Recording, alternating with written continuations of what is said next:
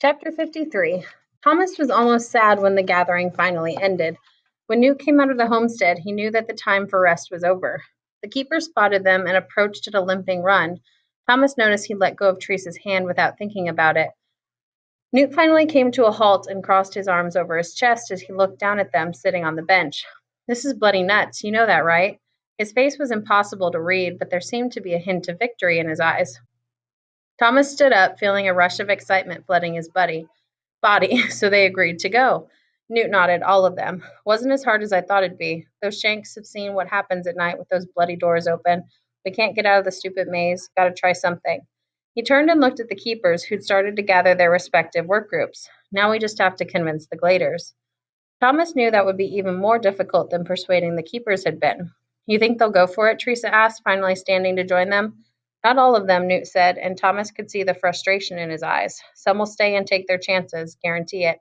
Thomas didn't doubt people would blanch at the thought of making a run for it. Asking them to fight the Grievers was asking a lot. "What about Albie?" "Who knows," Newt responded, looking around the glade, observing the keepers and their groups. "I'm convinced that bugger really is more scared to go back home than he is of the Grievers, but I'll get him to go with us, don't worry." Thomas wished he could bring back memories of those things that were tormenting Albie, but there was nothing. "How are you going to convince him?" Newt laughed. "I'll make up some clunk, tell him we'll all find a new life in another part of the world, live happily ever after."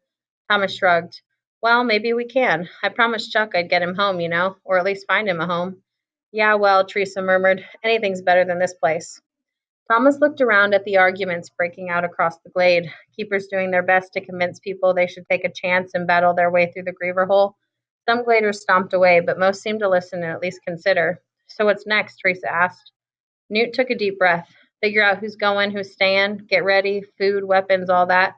Then we go. Thomas, I'd put you in charge since it was your idea, but it's going to be hard enough to get people on our side without making the Greenie our leader. No offense. So just lay low, okay? We'll leave the code business to you and Teresa. You can handle that from the background." Thomas was more than fine with lying low. Finding that computer station and punching in the code was more than enough responsibility for him.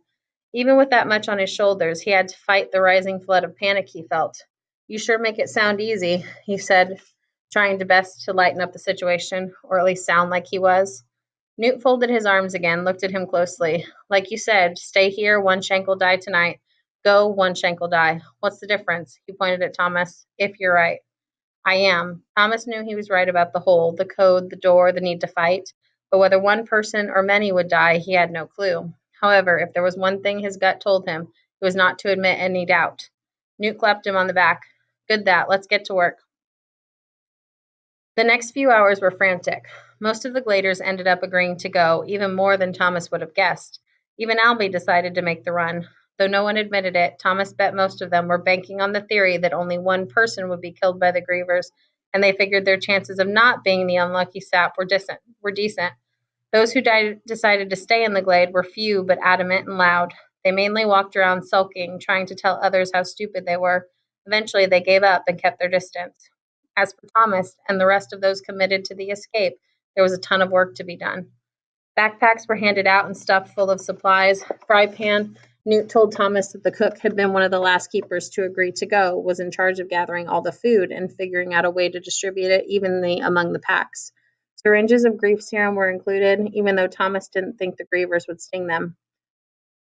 Chuck was in charge of filling water bottles and getting them out to everyone. Teresa helped him, and Thomas asked her to sugarcoat the trip as much as she could, even if she had to flat out lie, which was mostly the case. Chuck had tried to act brave from the time he first found out they were going for it, but his sweaty skin and dazed eyes revealed the truth.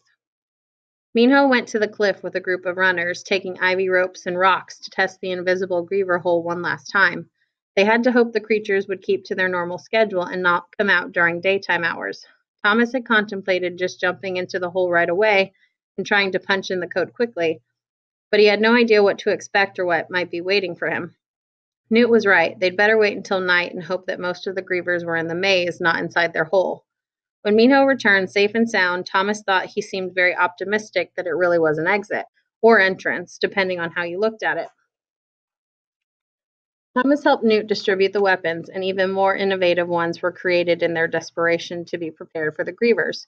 Wooden poles were carved into spears or wrapped in barbed wire. The knives were sharpened and fastened with twine to the end of sturdy branches hacked from trees in the woods. Chunks of broken glass were duct taped to shovels. By the end of the day, the Gladers had turned into a small army.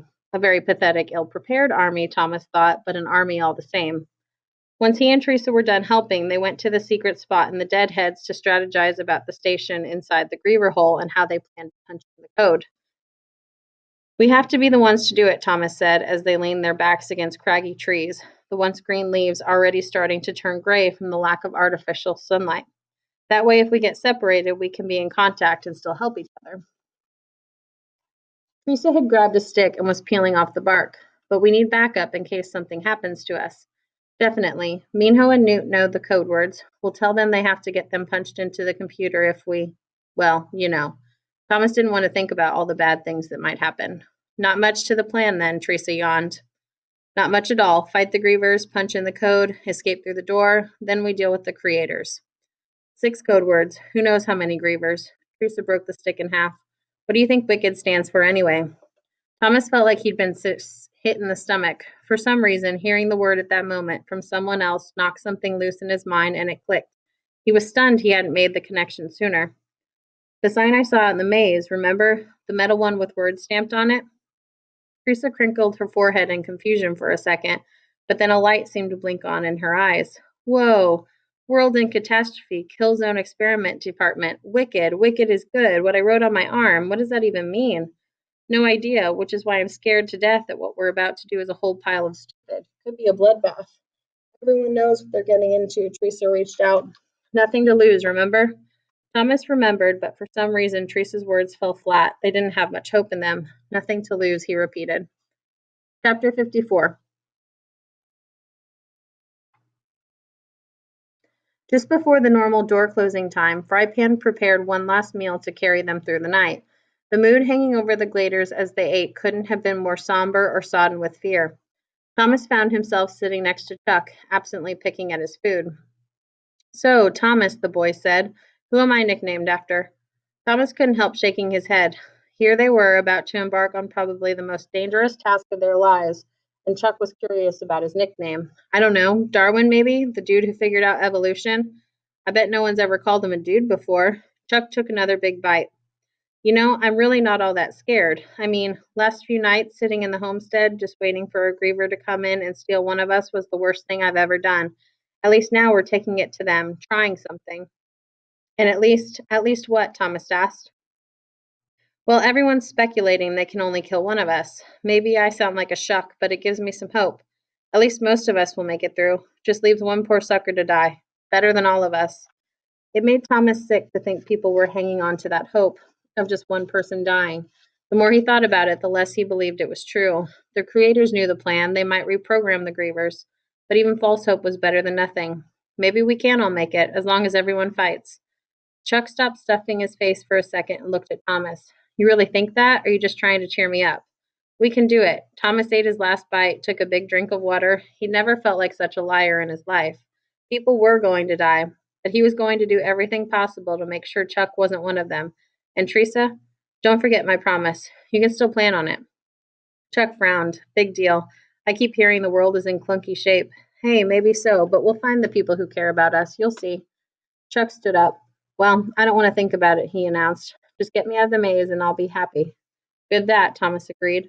A commotion from the other tables caught his attention. Newt and Albie were gathering the Gladers, telling everyone it was time to go. Albie seemed almost himself, but Thomas still worried about the guy's mental state.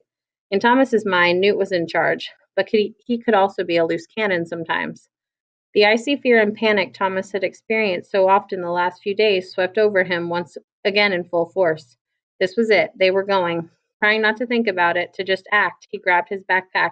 Chuck did the same, and they headed for the west door, the one leading to the cliff. Thomas found Minho and Teresa talking to each other near the left side of the door, going over the hastily made plans to enter the escape code once they got into the hole. You Shanks ready? Minho asked. Thomas, this was all your idea, so it better work. If not, I'll kill you before the Grievers can. Thanks, Thomas said, but he couldn't shake the twisting feeling in his gut.